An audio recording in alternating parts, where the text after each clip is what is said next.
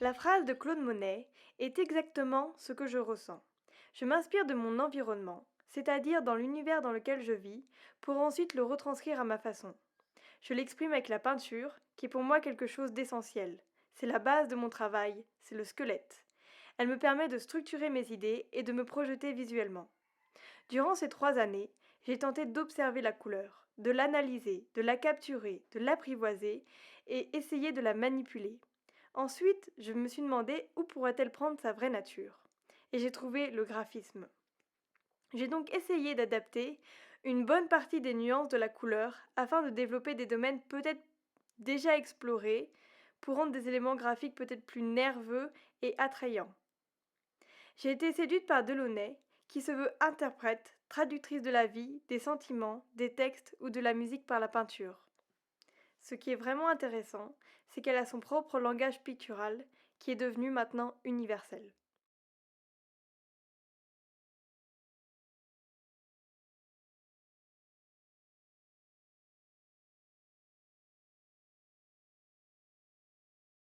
Dans mon esprit, la couleur retranscrit une ambiance et un univers dans lequel je me suis physiquement projetée en semant des formes géométriques et colorées. Ainsi, j'ai tenté un retour dans le temps, dans un milieu plutôt kitsch pop des années 70-80. En regardant le film Barbarella de Vadim, j'ai été subjuguée par les décors complètement décalés et hauts en couleurs, et qui correspondaient bien à ma façon de penser et de voir les choses, mais de façon extrapolée. En partant de cela, et en m'inspirant également des quartiers hippies de San Francisco ou encore du quartier Christiania de Copenhague, je me suis créé un environnement, un endroit ludique où les inhibitions se dissipent, où on permet de s'épanouir et de découvrir avec un sentiment d'excitation, si souvent perdu dans notre vie quotidienne. Étant donné que je vis dans un environnement de campagne et de verdure, je pique des couleurs naturelles que je colle dans mon univers décalé, ce qui m'amène à changer des formes et à me projeter dans ces environnements différents en fonction de ces associations géométriques et de la couleur que je leur donne. Ce qui est intéressant, c'est qu'avec ce procédé, je change les codes environnementaux. Je me suis inspirée en particulier de Delaunay pour sa gestion des couleurs, mais aussi de Camille Walala qui retranscrit son univers dans l'espace par des formes géométriques, ou encore de Noroi Neiman.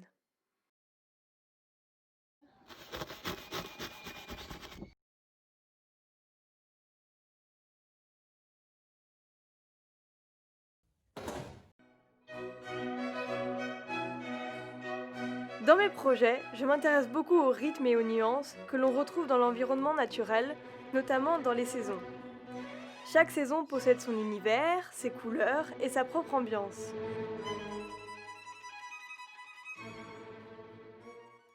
C'est un monde inspirant pour bon nombre d'entre nous, comme les musiciens ou encore les poètes.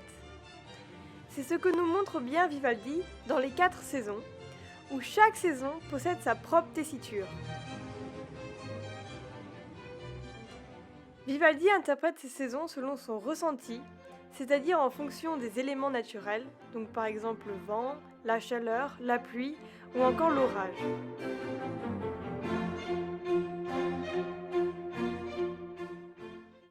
La beauté des 4 saisons reposerait donc sur 3 éléments: la vitesse, les contrastes et le mimétisme. Ces éléments correspondent parfaitement à la thématique de mes projets. En me documentant, je me suis aperçu que la représentation du mouvement était en fait déjà présente depuis la préhistoire, où dans les grottes, ils peignaient des figures animales en les répétant et les superposant pour créer justement ce mouvement.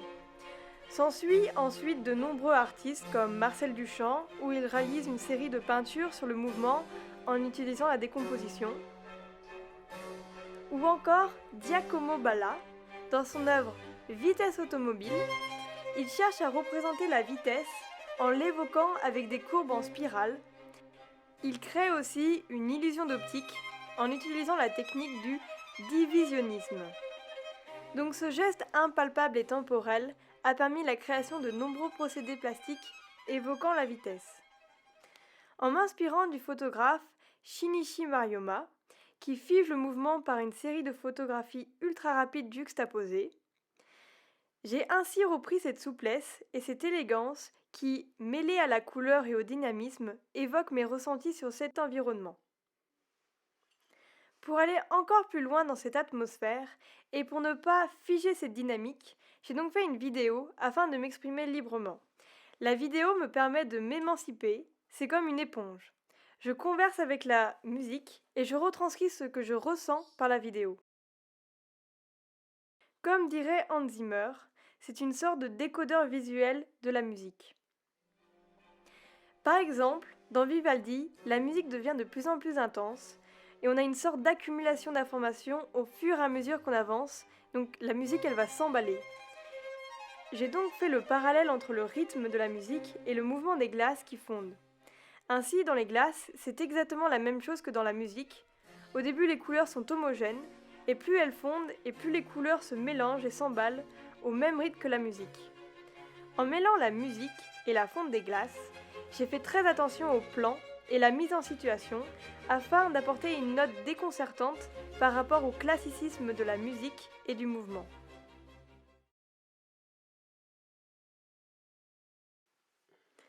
L'outil vidéo est donc pour moi nécessaire car il est la structure de mes idées, il m'aide à jouer avec les images et la musique, il donne un rythme, du dynamisme et renvoie donc au mouvement. Durant ces années, au sein de l'école, je me suis penchée de plus en plus sur l'étude du mouvement dans l'art.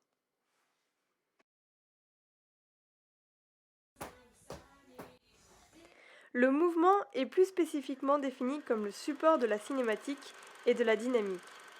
À partir du XIXe siècle, on commence de plus en plus à s'intéresser justement à cette méthode, à commencer par la chronophotographie, qui va marquer un tournant dans la compréhension du mouvement.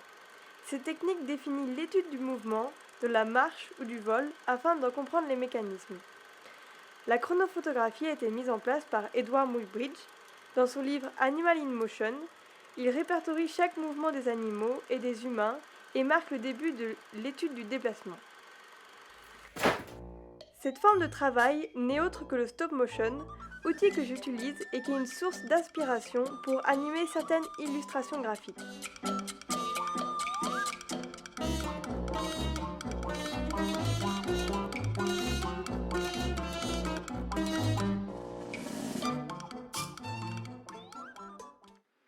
Avec l'évolution, on commence ensuite à avoir des images colorées, notamment grâce à Len Lee, qui fut l'un des pionniers de la création des films et d'un nouvel art des images et des sons dans les années 30.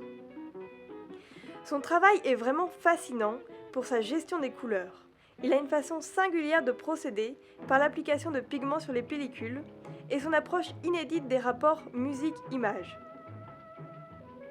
Donc c'est le début de l'histoire de l'animation qui s'ensuit par Norman McLaren,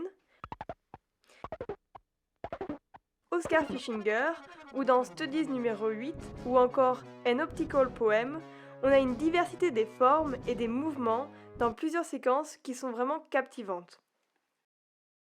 Donc comme vous l'aurez compris, la vidéo est mon support, je me sers de son mouvement dynamique pour structurer mes idées et projeter mon imagination dans le réel. Tout en restant donc dans cette optique du mouvement, du dynamisme et des couleurs, je me suis peu à peu intéressée au graphisme du sport. L'art et l'activité physique sont deux disciplines qui, à première vue, semblent incompatibles, mais pourtant, le visuel du mouvement sportif fait ressortir une beauté et une intensité qui se rapprochent de l'artistique. Chaque discipline possède son identité graphique, donc on se rend compte, petit à petit, que l'art a une grande place dans la culture du sport. Que ce soit du logo, de la conception des uniformes, à la photographie sportive emblématique, en passant par les sculptures de légende à l'extérieur des arènes sportives, l'art et le sport ont formé un lien inséparable. L'art a permis de créer le monde du sport. Comme le dit Roald Bradstock, athlète qui a participé 2 fois aux Jeux Olympiques en tant que lanceur de javelot et qui est aussi un artiste reconnu, combiner le sport et l'art d'une nouvelle façon est un outil fantastique. Ce sont 2 langages universels pour créer une plateforme afin d'unir tout le monde dans la paix. Donc il y a vraiment un véritable univers à découvrir dans ce domaine. Le sport transpire le dynamisme, la couleur et la rectitude, donc chose qui m'est vraiment propre. L'enjeu de mon projet ici serait de capter des moments sportifs et de les transformer en diversité graphique, que ce soit par la peinture, les feutres ou encore l'animation. J'ai commencé par une première édition sur le graphisme des bassins, car je suis intéressée par l'extrapolation de la linéarité se mêlant à la forme de l'eau.